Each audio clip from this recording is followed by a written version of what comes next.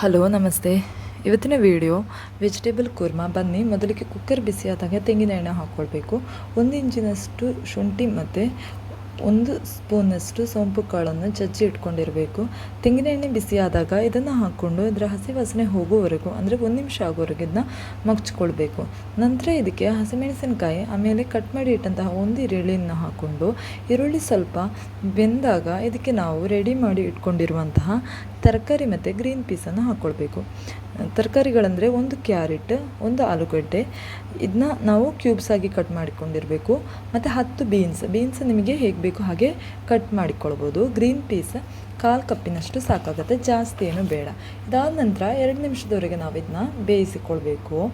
ಆಮೇಲೆ 1/4 ಸ್ಪೂನಷ್ಟು ಅರಿಶಿನ ಪುಡಿ, ಆಮೇಲೆ 1 ಸ್ಪೂನಷ್ಟು ಧನಿಯಾ ಪುಡಿ, ಅರ್ಧ ಸ್ಪೂನಷ್ಟು ಗರಂ ಮಸಾಲ ಪುಡಿ, ಇಷ್ಟು ಹಾಕಿ 2 ನಿಮಿಷದವರೆಗೆ ನಾವು ಸಣ್ಣ ಉರಿಯಲ್ಲಿ ಸ್ಟವನ್ನು ಇಡಬೇಕು. ಇಲ್ಲಾಂದರೆ ಮಸಾಲ ಪುಡಿಗಳನ್ನು ಹಾಕಿದಾಗ ಸೀದೋಗೋ ಚಾನ್ಸಸ್ ಇರುತ್ತೆ. ಸೊ ಸಣ್ಣ ಉರಿಯಲ್ಲಿ ಯಾವತ್ತೂ ಇಡಬೇಕು.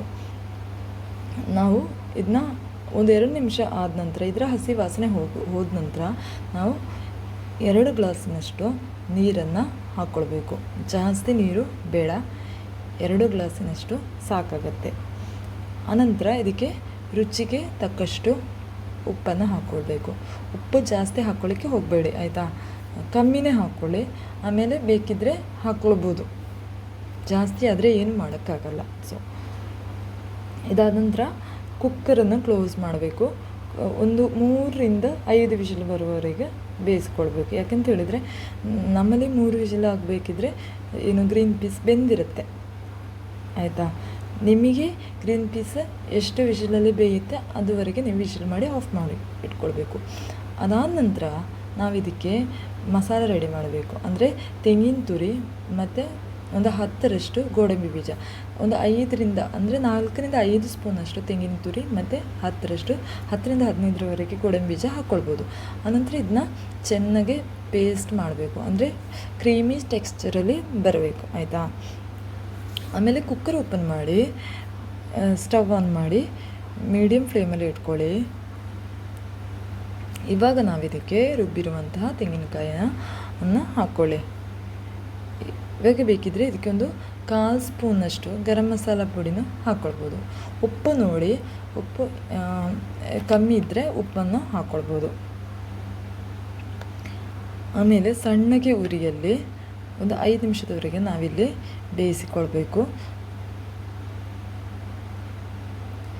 ಕೊತ್ತಂಬರಿ ಸೊಪ್ಪು ಇದ್ದರೆ ಕೊತ್ತಂಬರಿ ಸೊಪ್ಪನ್ನು ಹಾಕ್ಕೊಳ್ಬೋದು, ಆಯಿತಾ? ನಮ್ಮಲ್ಲಿ ಕೊತ್ತಂಬರಿ ಸೊಪ್ಪು ಇಲ್ಲ, ಸೊ ಹಾಕಿಲ್ಲ. ಕೊತ್ತಂಬರಿ ಸೊಪ್ಪು ಹಾಕಿದರೆ ತುಂಬ ಟೇಸ್ಟಿಯಾಗಿ ಬರುತ್ತೆ. ಇದು ತುಂಬ ಸಿಂಪಲ್ ಆಗಿರುವಂತಹ ವೆಜಿಟೇಬಲ್ ಕುರ್ಮಾ. ನೀವು ಟ್ರೈ ಮಾಡೋದಕ್ಕೆ ಮರಿಬೇಡಿ, ಯಾಕೆಂತೇಳಿದರೆ ಇದು ಅಷ್ಟು ಟೇಸ್ಟಿಯಾಗಿರುತ್ತೆ. ಗೀ ರೈಸ್, ಚಪಾತಿ, ಪೂರಿ ಮತ್ತು ಪರೋಟ, ಇದಕ್ಕೆಲ್ಲ ಅದ್ಭುತ ಕಾಂಬಿನೇಷನ್ ಇದು.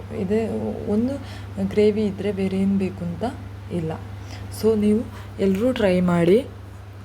ವಿಡಿಯೋ ಇಷ್ಟ ಆದರೆ ಲೈಕ್ ಮಾಡೋದನ್ನು ಮರಿಬೇಡಿ, ಚಾನಲ್ನ ಸಬ್ಸ್ಕ್ರೈಬ್ ಮಾಡೋದನ್ನು ಮರಿಬೇಡಿ, ಶೇರ್ ಮಾಡಿ, ಆಯಿತಾ?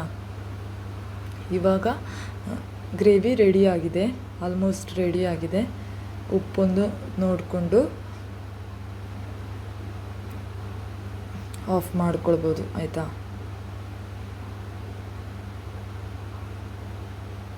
ನಮ್ಮಲ್ಲಿ ಇವತ್ತು ಚಪಾತಿ ಮಾಡಿದ್ವಿ, ಚಪಾತಿಗೆ ಬೆಸ್ಟ್ ಕಾಂಬಿನೇಷನ್.